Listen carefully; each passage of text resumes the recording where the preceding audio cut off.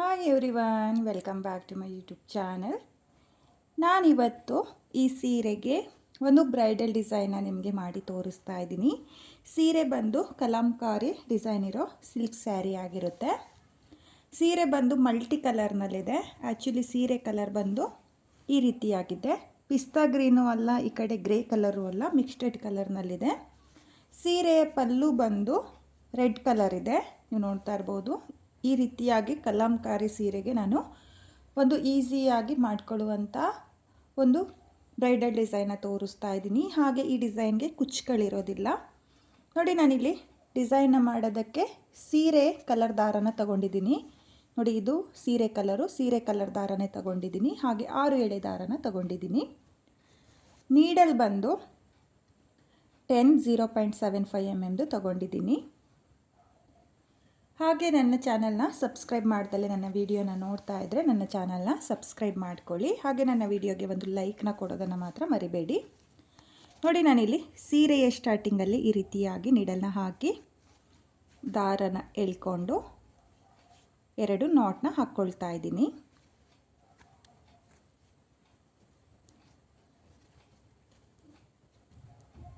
ನೋಡಿ, ಈ ರೀತಿಯಾಗಿ ಮೊದಲಿಗೆ 2 ನಾಟ್ನ ಹಾಕ್ಕೊಳ್ಳಿ. 2 ನಾಟ್ನ ಹಾಕಿ ಆದಮೇಲೆ ನಿಡಲ್ನ ಹಾಕಿ ದಾರನ ಎಳ್ಕೊಂಡು ಒಂದು ಸಲ ಲಾಕ್ನ ಮಾಡ್ಕೋಬೇಕು.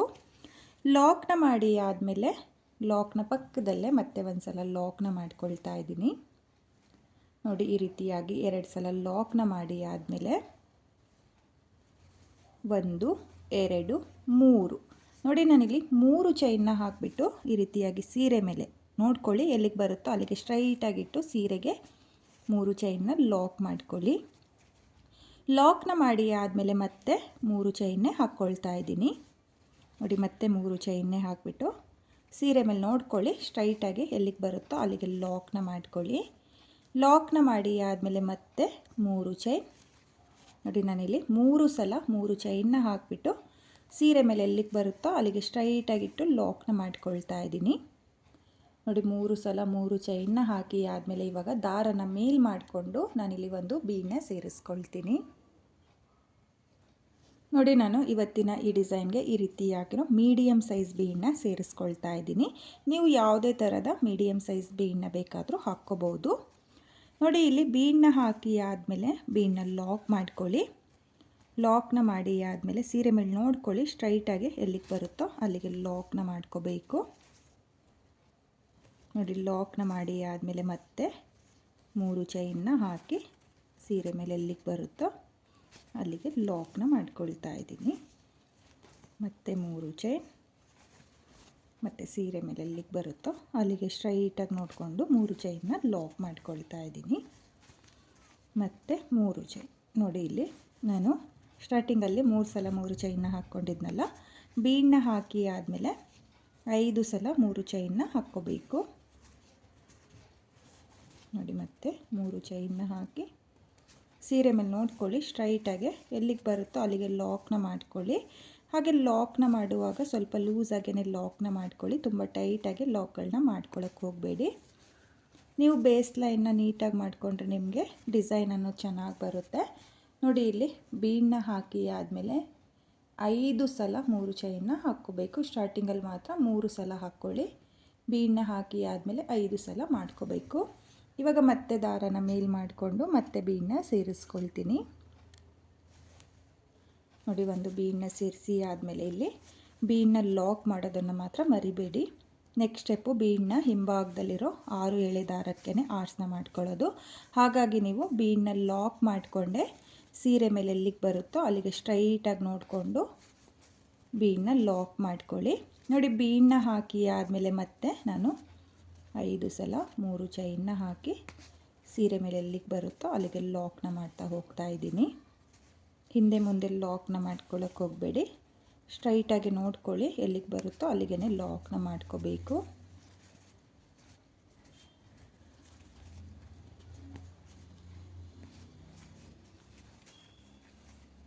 ನೋಡಿ, ನಾನಿಲ್ಲಿ ಬೀಡನ್ನ ಹಾಕಿ ಆದಮೇಲೆ 5 ಸಲ 3 ಚೈನ್ನ ಹಾಕಿ ಸೀರೆ ಮೇಲೆ ಎಲ್ಲಿಗೆ ಬರುತ್ತೋ ಅಲ್ಲಿಗೆ ಲಾಕ್ನ ಮಾಡ್ಕೊಂಡಿದ್ದೀನಿ.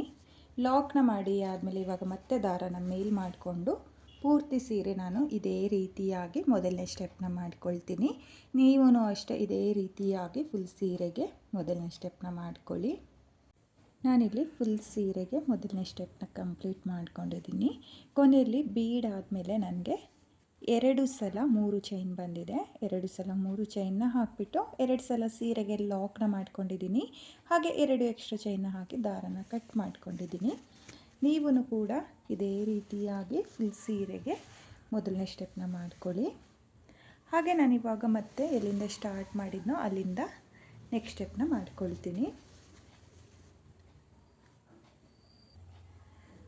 ನಾನಿಲ್ಲಿ 2ನೇ ಸ್ಟೆಪ್ನ ಮಾಡೋದಕ್ಕೂ ಸೇಮ್ ಕಲರ್ ದಾರನೇ ತಗೊಂಡಿದ್ದೀನಿ. ನೋಡಿ, ಸ್ಟಾರ್ಟಿಂಗಲ್ಲಿ ಸೀರೆಗೆ ಲಾಕ್ನ ಮಾಡ್ಕೊಂಡಿದ್ವಲ್ಲ, ಸೇಮ್ ಅಲ್ಲಿಗೆ ನಿಡಲ್ನ ಹಾಕಿ ದಾರನ ಎಳ್ಕೊಂಡು 2 ನಾಟ್ನ ಹಾಕ್ಕೊಳ್ತಾ ಇದ್ದೀನಿ.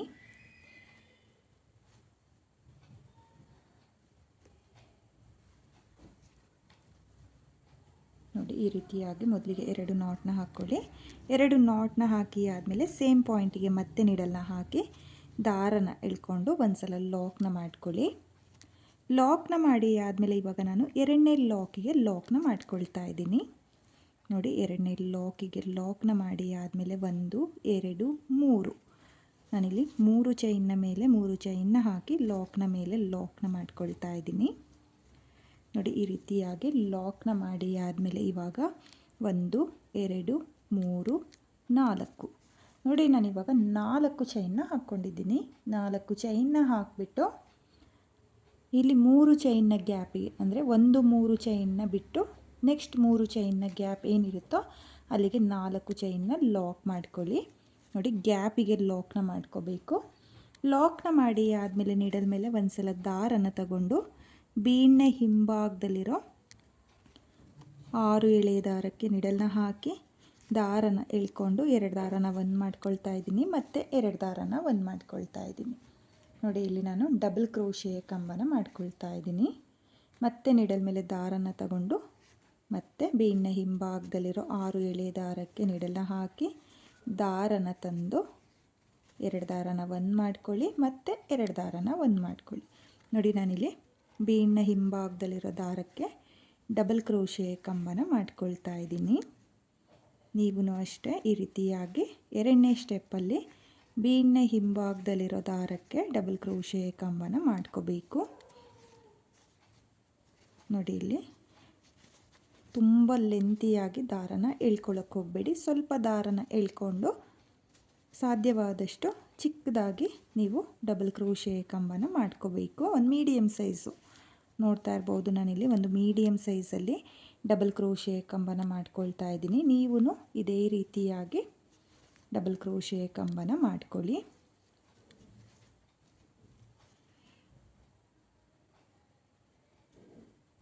ನೋಡಿ, ನಾನಿಲ್ಲಿ ಒಟ್ಟು 12 ಡಬಲ್ ಕ್ರೋಶೆ ಕಂಬನ ಮಾಡ್ಕೊಂಡಿದ್ದೀನಿ. 12 ಡಬಲ್ ಕ್ರೋಶೆ ಕಂಬ ಆದಮೇಲೆ 3 ಚೈನ್ನ ಗ್ಯಾಪಿಗೆ ಲಾಕ್ನ ಮಾಡ್ಕೋಬೇಕು.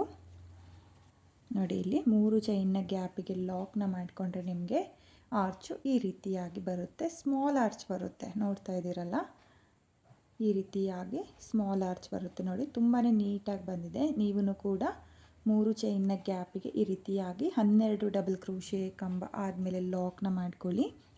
ಲಾಕ್ನ ಮಾಡಿ ಆದಮೇಲೆ ನೋಡಿ, ಇಲ್ಲಿ ಲಾಕ್ನ ಮೇಲೆ ಲಾಕ್ನ ಮಾಡ್ಕೊಳ್ತಾ ಇಲ್ಲ, 4 ಚೈನ್ನ ಹಾಕ್ಕೊಳ್ತಾ ಇದ್ದೀನಿ. ನೋಡಿ, 4 ಚೈನ್ನ ಹಾಕಿಬಿಟ್ಟು ಈ ಲಾಕ್ನ ಬಿಟ್ಟು ನೆಕ್ಸ್ಟ್ ಲಾಕಿಗೆ, ನೋಡಿ, ಲಾಕ್ನ ಬಿಟ್ಟು ಈ ಲಾಕಿಗೆ ಲಾಕ್ನ ಮಾಡ್ಕೊಳ್ತಾ ಇದ್ದೀನಿ. ಲಾಕ್ನ ಮಾಡಿ ಆದಮೇಲೆ ಮತ್ತೆ 3 ಚೈನ್ನ ಮೇಲೆ 3 ಚೈನ್ನ ಹಾಕ್ಕೊಳ್ತಾ ಇದ್ದೀನಿ. ನೋಡಿ, 3 ಚೈನ್ನ ಮೇಲೆ 3 ಚೈನ್ನ ಹಾಕಿ ಆದಮೇಲೆ ಇವಾಗ 4 ಚೈನ್ನ ಹಾಕ್ಕೋಬೇಕು. 4 ಚೈನ್ನ ಹಾಕಿ ಮತ್ತೆ ಇಲ್ಲಿ 3 ಚೈನ್ನ ಗ್ಯಾಪಿಗೆ ಲಾಕ್ನ ಮಾಡ್ಕೊಳ್ತಾ ಇದ್ದೀನಿ. ನೋಡಿ, ಈ ರೀತಿಯಾಗಿ ಲಾಕ್ನ ಮಾಡಿಕೊಂಡ್ರೆ ನಿಮಗೆ ನೀಟಾಗಿ ಬರುತ್ತೆ. ಚೈನ್ ಸ್ಟಿಚ್ಚು ಅಷ್ಟೇ ತುಂಬಾ ನೀಟಾಗಿ ಬರುತ್ತೆ. ನೋಡಿ, ಇಲ್ಲಿ 4 ಚೈನ್ನ ಹಾಕಿ ಲಾಕ್ನ ಮಾಡಿ ಆದಮೇಲೆ ನೀಡಲ್ ಮೇಲೆ ಒಂದು ಸಲ ದಾರನ ತಗೊಂಡು ಬೀಡ್ನ ಹಿಂಭಾಗದಲ್ಲಿರೋ ದಾರಕ್ಕೆ, ನೋಡಿ, ಒಂದೆಳೆ ದಾರನೂ ಬಿಡ್ದಲೇ ನೀಡಲ್ನ ಹಾಕ್ಕೊಳ್ಳಿ. ನೀಡಲ್ನ ಹಾಕಿ ದಾರನ ಎಳ್ಕೊಂಡು ಮತ್ತೆ ನಾನು ಡಬಲ್ ಕ್ರೋಶೆ ಕಂಬನ ಮಾಡ್ಕೊಳ್ತಾ ಇದ್ದೀನಿ.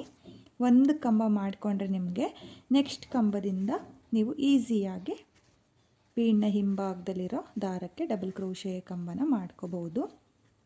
ನೋಡಿ ನಾನಿಲ್ಲಿ ಡಬಲ್ ಕ್ರೋಶೆ ಕಂಬನ ಏನು ಮಾಡ್ಕೊಳ್ತಾ ಇದ್ದೀನೋ ಒಂದೇ ಲೆಂತಲ್ಲಿ ಬರೋ ಥರ ಕಂಬಗಳನ್ನ ಮಾಡ್ಕೊಳ್ತಾ ಇದ್ದೀನಿ.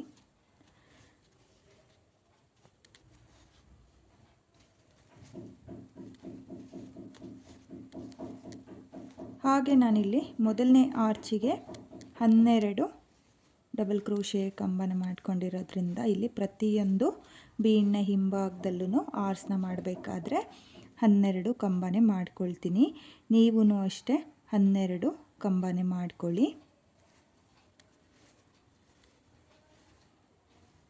ನೋಡಿ 12 ಕಂಬ ಆಗಿದೆ. 12 ಕಂಬ ಆದಮೇಲೆ 3 ಚೈನ್ನ ಗ್ಯಾಪಿಗೆ ಆರ್ಸ್ನ ಲಾಕ್ ಮಾಡ್ಕೊಳ್ಳಿ.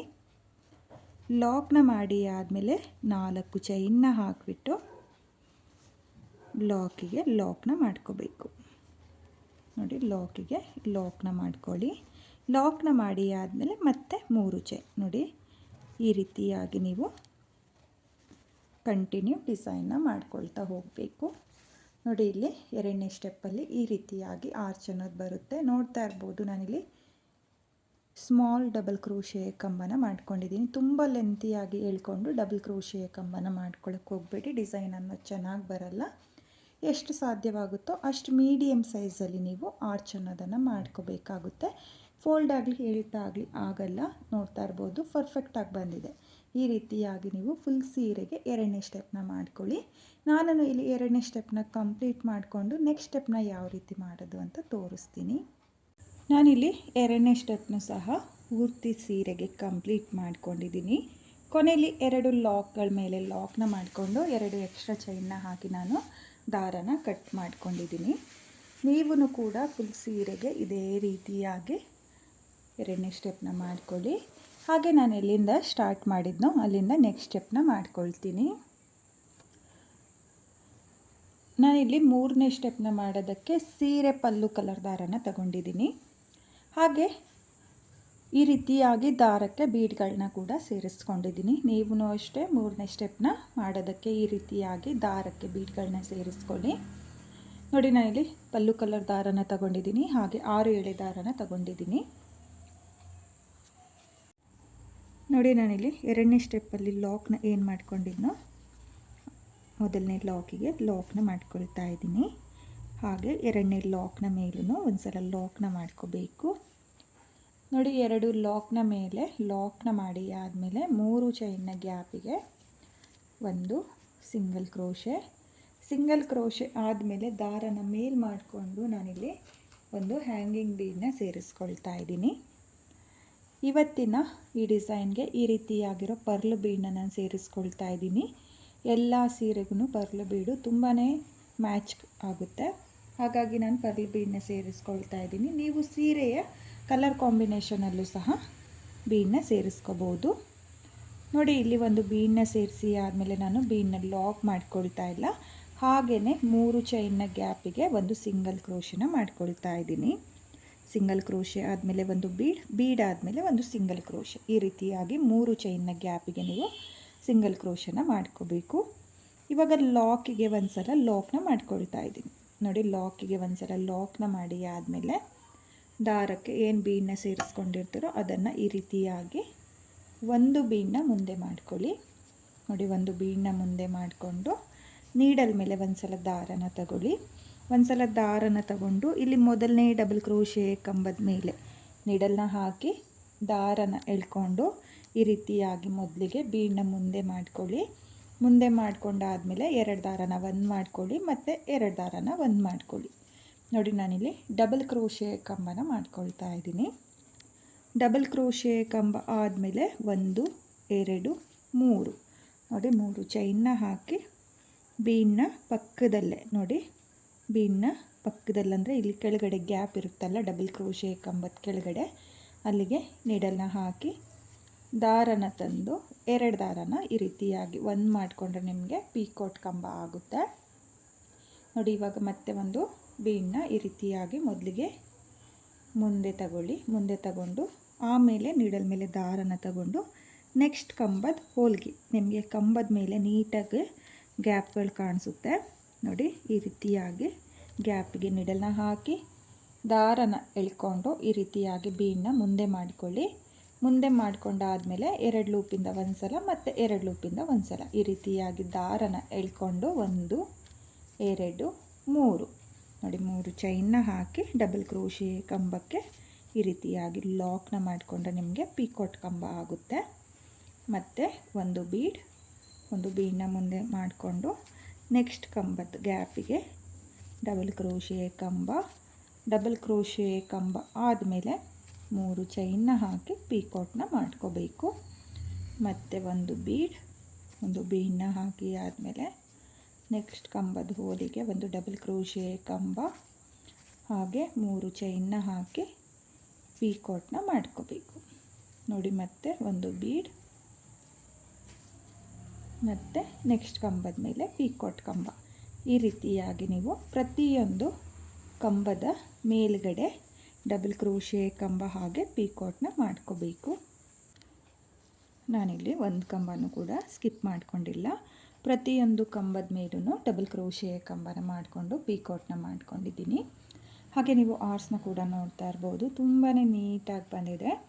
12 ಡಬಲ್ ಕ್ರೋಶೆ ಕಂಬದ ಮೇಲೆ 12 ಪೀಕಾಟ್ ಕಂಬಗಳು ಬರುತ್ತೆ ನೋಡಿ. ಈ ರೀತಿಯಾಗಿ ನೀವು ಕೂಡ ಪೀಕಾಟ್ ಕಂಬನ ಮಾಡ್ಕೊಳ್ಳಿ. ಇವಾಗ ಇಲ್ಲಿ 4 ಚೈನ್ನ ಹಾಕಿ ಲಾಕ್ನ ಮೇಲೆ ಲಾಕ್ನ ಮಾಡಿದ್ವಲ್ಲ, ಆ ಲಾಕಿಗೆ ಡೈರೆಕ್ಟಾಗಿ ಆರ್ಸ್ನ ಲಾಕ್ ಮಾಡ್ಕೋಬೇಕು.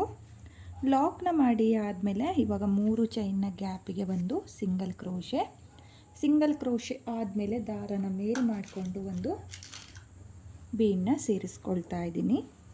ನಿಮಗೆ ಬೀಡ್ ಬೇಡ, ಈ ಡಿಸೈನ್ಗೆ ಕುಚ್ಚಬೇಕು ಅಂದರೆ ನೀವು 3 ಚೈನ್ನ ಮೇಲೆ 3 ಚೈನ್ನೇ ಹಾಕಿಬಿಟ್ಟು ಲಾಕ್ನ ಮೇಲೆ ಲಾಕ್ನ ಮಾಡಿಕೊಂಡ್ರೆ ನಿಮಗೆ ಆ ಗ್ಯಾಪಲ್ಲಿ ಕುಚ್ಚುಗಳನ್ನ ಕಟ್ಕೋಬೋದು ನೋಡಿ. ಇಲ್ಲಿ ಬೀಡನ್ನ ಸೇರಿಸಿ ಆದಮೇಲೆ ಬೀಡನ್ನ ಲಾಕ್ ಮಾಡ್ಕೊಂಡಿಲ್ಲ, ಹಾಗೆಯೇ 3 ಚೈನ್ನ ಗ್ಯಾಪಿಗೆ ಮತ್ತೆ ಸಿಂಗಲ್ ಕ್ರೋಶನ ಮಾಡ್ಕೊಂಡಿದ್ದೀನಿ. ಸಿಂಗಲ್ ಕ್ರೋಶೆ ಆದಮೇಲೆ ಲಾಕ್ನ ಮೇಲೊಂದ್ಸಲ ಲಾಕ್ನ ಮಾಡ್ಕೋಬೇಕು ನೋಡಿ. ಲಾಕ್ನ ಮಾಡಿ ಆದಮೇಲೆ ಆರ್ಚು ನಿಮಗೆ ಈ ರೀತಿಯಾಗಿ ಬರುತ್ತೆ ನೋಡಿ. ಆರ್ಸ್ನ 2 ಸೈಡೂ ಈ ರೀತಿಯಾಗಿ ಪರ್ಲ್ ಬೀಡ್ ಬರುತ್ತೆ, ತುಂಬಾ ಚೆನ್ನಾಗಿ ಕಾಣಿಸುತ್ತೆ. ಇದು ಕಲಂಕಾರಿ ಸೀರೆ ಆಗಿರೋದ್ರಿಂದ ನಾನು ಪರ್ಲ್ ಬೀಡನ್ನ ಸೇರಿಸ್ಕೊಂಡಿದ್ದೀನಿ. ಯಾಕೆ ಅಂದರೆ ಬೀಡು ಸ್ವಲ್ಪ ಹೈಲೈಟ್ ಆಗಿ ಕಾಣಿಸ್ಲಿ ಅಂತ ಹೇಳ್ಬಿಟ್ಟು.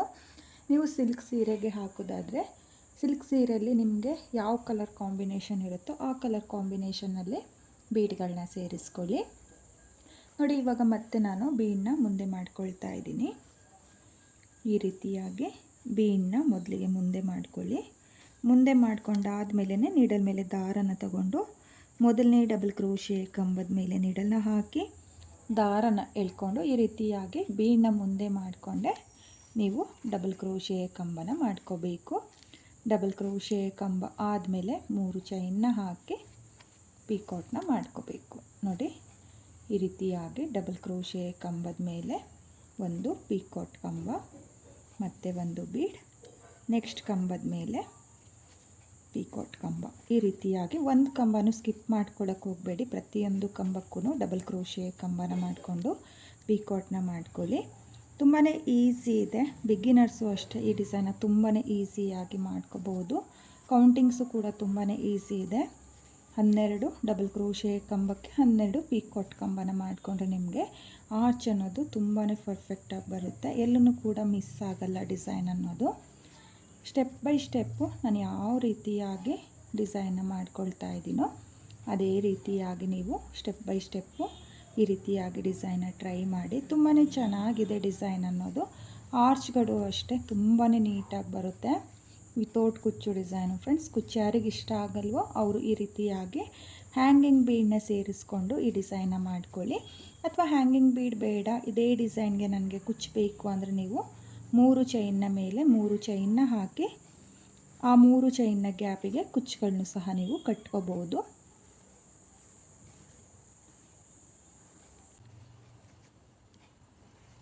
ನೋಡಿ ಮತ್ತೆ ನಾನು ಈ ಆರ್ಚ್ನ ಕೂಡ ಕಂಪ್ಲೀಟ್ ಮಾಡ್ಕೊಂಡಿದ್ದೀನಿ. ಆರ್ಚ್ ಕಂಪ್ಲೀಟ್ ಆದಮೇಲೆ ಡೈರೆಕ್ಟಾಗಿ ಲಾಕಿಗೆ ಲಾಕ್ನ ಮಾಡ್ಕೊಳ್ಳಿ.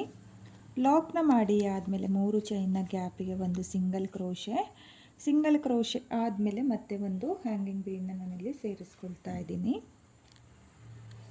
ನೋಡಿ ಇಲ್ಲಿ ಒಂದು ಬೀಡನ್ನ ಸೇರಿಸಿ ಆದಮೇಲೆ ಬೀಡನ್ನ ಲಾಕ್ ಮಾಡ್ಕೊಳ್ತಾ ಇಲ್ಲ. ಹಾಗೆಯೇ ಮತ್ತೆ 3 ಚೈನ್ನ ಗ್ಯಾಪಿಗೆ ಒಂದು ಸಿಂಗಲ್ ಕ್ರೋಶೆ ಆದಮೇಲೆ ಲಾಕಿಗೆ ಒಂದು ಸಲ ಲಾಕ್ನ ಮಾಡ್ಕೊಳ್ತಾ ಇದ್ದೀನಿ.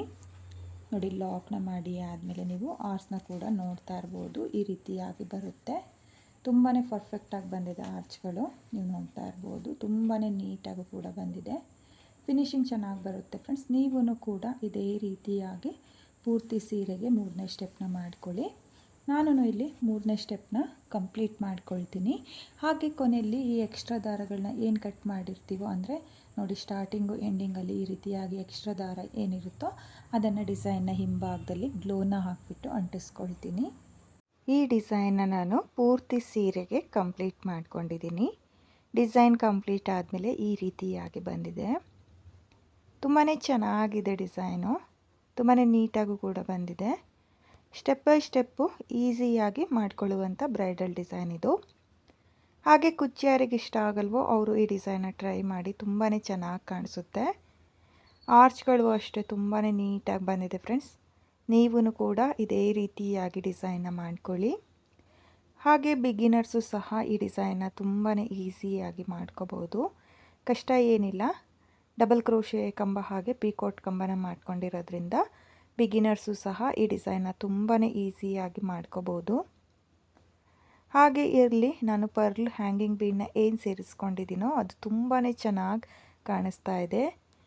ನೀವು ಕಲರ್ ಕಾಂಬಿನೇಷನಲ್ಲೂ ಕೂಡ ಹ್ಯಾಂಗಿಂಗ್ ಬೀಡನ್ನ ಸೇರಿಸ್ಕೋಬೋದು. ಅಥವಾ ಹ್ಯಾಂಗಿಂಗ್ ಬೀಡ್ ಬೇಡ, ಇದೇ ಡಿಸೈನ್ಗೆ ಕುಚ್ಚಬೇಕು ಅನ್ನೋರು ಚೈನ್ನ ಹಾಕಿಬಿಟ್ಟು ಆ ಚೈನ್ನ ಗ್ಯಾಪಿಗೆ ಕುಚ್ಚುಗಳನ್ನೂ ಸಹ ಕಟ್ಕೋಬೋದು. ಹಾಗೆ ಬೇಕು ಅಂದರೆ ಆರ್ಸ್ನ ಮೇಲೆ ಸ್ಟೋನ್ ಚೈನ್ನ ಅಂಟಿಸ್ಕೊಳ್ಳಿ, ಇನ್ನು ತುಂಬಾ ರಿಚ್ ಲುಕ್ ಕಾಣಿಸುತ್ತೆ. ತುಂಬಾ ಚೆನ್ನಾಗಿರುವಂಥ ಡಿಸೈನು ಫ್ರೆಂಡ್ಸ್. ನಿಮಗೂ ಕೂಡ ಇಷ್ಟ ಆಗಿದರೆ ಖಂಡಿತವಾಗ್ಲೂ ಈ ಡಿಸೈನ್ನ ಟ್ರೈ ಮಾಡಿ, ನೀವೂ ಕೂಡ ತುಂಬಾ ಇಷ್ಟಪಡ್ತೀರಾ.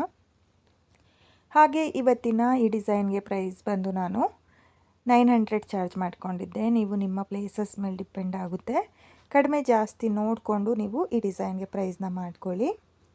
ಹಾಗೆ ಇವತ್ತಿನ ಈ ವಿತೌಟ್ ಕುಚ್ಚು ಡಿಸೈನು ನಿಮಗೆಲ್ಲ ಇಷ್ಟ ಆಗಿದೆ ಅಂದ್ಕೊಂಡಿದ್ದೀನಿ. ಇಷ್ಟ ಆಗಿದ್ದರೆ ಯಾರು ನನ್ನ ವಿಡಿಯೋನ ನೋಡ್ತಾ ಇದ್ದೀರೋ, ನನ್ನ ಚಾನಲ್ನ ಸಬ್ಸ್ಕ್ರೈಬ್ ಮಾಡ್ದಲೇ ನೋಡ್ತಾ ಇದ್ದರೆ ನನ್ನ ಚಾನಲ್ನ ಸಬ್ಸ್ಕ್ರೈಬ್ ಮಾಡಿಕೊಂಡು ಸಪೋರ್ಟ್ ಮಾಡಿ. ಹೊಸಬ್ರು ಯಾರಾದರೂ ನನ್ನ ವಿಡಿಯೋನ ನೋಡ್ತಾ ಇದ್ದರೆ ನನ್ನ ಚಾನಲ್ನ ಸಬ್ಸ್ಕ್ರೈಬ್ ಮಾಡಿಕೊಂಡು ನನ್ನ ವಿಡಿಯೋಗೆ ಒಂದು ಲೈಕ್ನ ಕೊಡೋದನ್ನು ಮಾತ್ರ ಮರಿಬೇಡಿ. ಹಾಗೆ ಇವತ್ತಿನ ಈ ವಿತೌಟ್ ಕುಚ್ಚು ಡಿಸೈನು ಹೇಗಿದೆ ಅಂತೇಳ್ಬಿಟ್ಟು ಕಾಮೆಂಟ್ನ ಮಾಡಿ, ಶೇರ್ ಮಾಡಿ. Thank you friends. Thank you for watching.